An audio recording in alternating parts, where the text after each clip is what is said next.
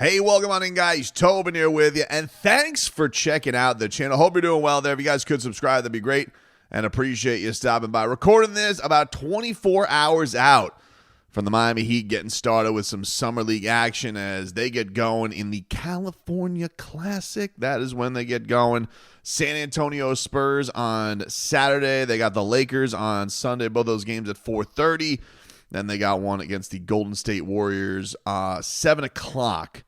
That game will be on Tuesday night, and then they will venture out to Las Vegas for at least 4 games, or at least 5 games, starting with Friday against the Atlanta Hawks at 4:30, so that's the afternoon. That one's on ESPN2. They got the Cleveland Cavaliers, 7:30 on Sunday on NBA TV. Monday the next day against the Boston Celtics, 8 o'clock on ESPNU.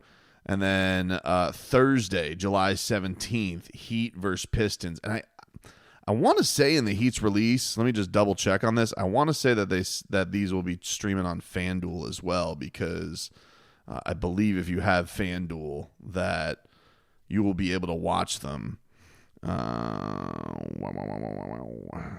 Okay.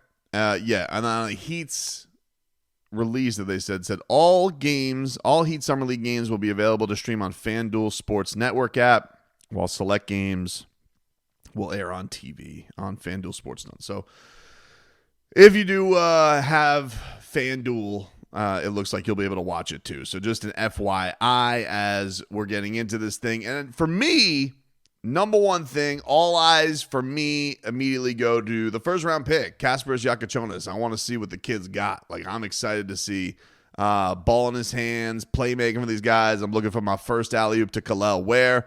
That to me is going to be, the first nuance is like, all right, what are we looking for here with the new guys? And so seeing what KJ can do for this team, already gooses galore, seeing what he's able to do on the highlight reel.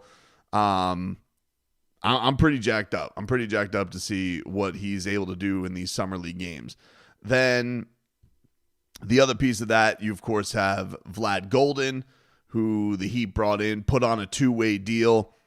Will he make that impact right away? Because it's going to be interesting for him with Kel'el Ware, how much they'll play Kel'el Ware. I mean, it's maybe Kel'el Ware's out there and he wants to play as much basketball as possible. And maybe that'll be the case, or maybe it's, a couple games, we've made our point here and let's move on. And then it goes into the hands of Vlad Golden. Going to be interesting to see. Eric Glass told the media today, he said, the best way to sum Kel'el is I'm looking for him to put everybody on notice that he's here and he's for real in this league. And I got to tell you, Coach Glass, I like that quote, dude. I'm pleased with that. That one. Maybe that's a little bit too strong. I can get accused of being a loose goose floozy sometimes, but I don't know.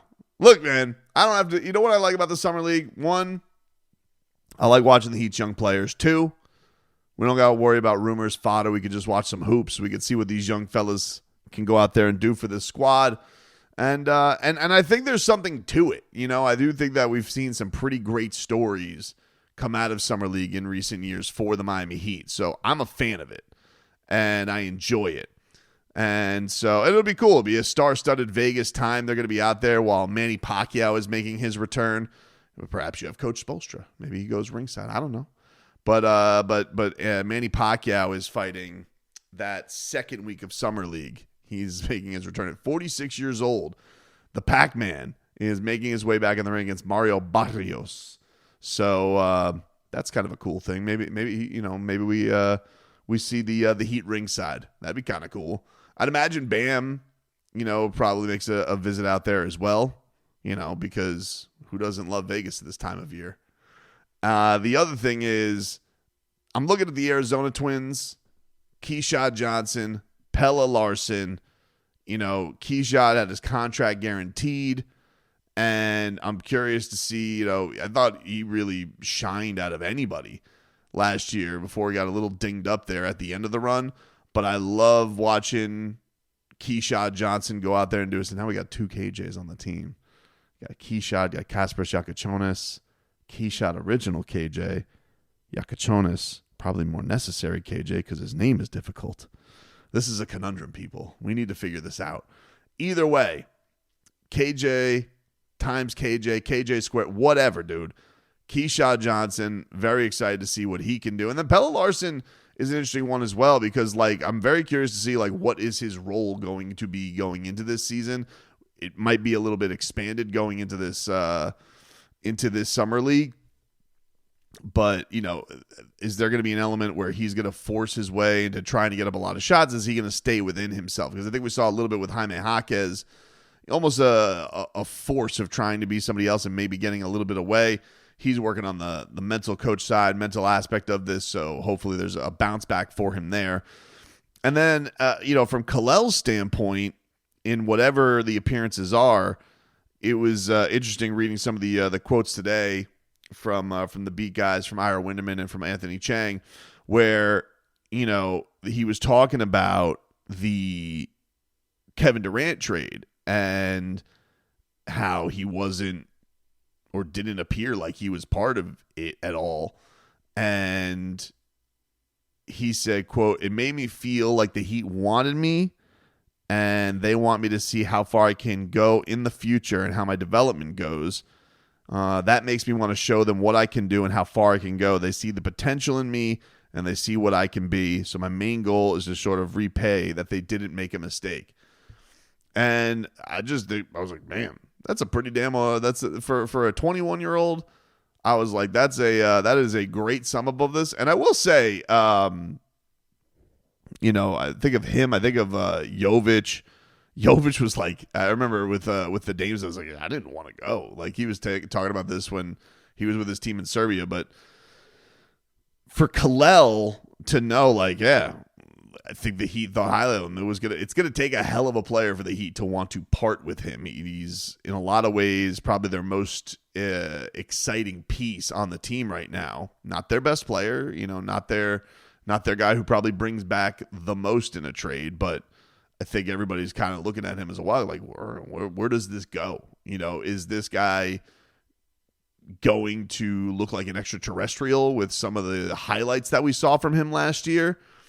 Or is it, more of a role player and a guy who needs to get stronger? And he mentioned that he was getting stronger. He says his weight is nearly 250. He's like at the 246 range.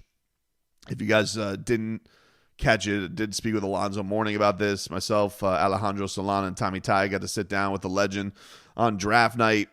That's you guys could go see the clips on that. But he talked about how much he's seen Kel'el in the weight room and how much he wants to make that impact happen. So from my standpoint, for him to have that kind of awareness going into this, I think it speaks well. I think that is an exciting thing because, like, look, if the Heat's plan is youth movement and they're going to take a jolt, and I think if you're going to look to anybody, you're like, all right, we're excited for year 2 to see what that actually is. You look no further than the warehouse and see what this Kryptonian could venture into. You're gonna have you can have some feelings change about this team if he can do some things that the top of what he's done makes you feel. And if he's able to eradicate some of the struggles that he had that, made him not as much of an impact in that Cavaliers series. So that is a lot of eyes go on Kel'el. I would say the most eyes is obviously going to be the first round pick because we're going to get introduced to him. Arizona guys, because it's going to dictate where is that role for them. Vlad Golden, is he a guy who can play at this level? And what's he going to do with the chances for the games that Kel'el isn't out there, especially those back-to-backs? I imagine he's not going to play.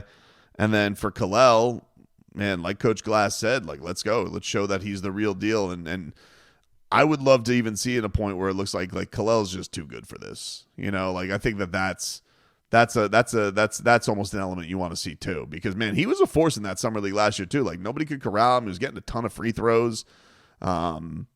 So I'd love to see a guy who's, not getting into to not hacking too much on fouls, like just set a force and showcases his skill set. I think that's going to be an exciting thing to see for the Heat in this summer.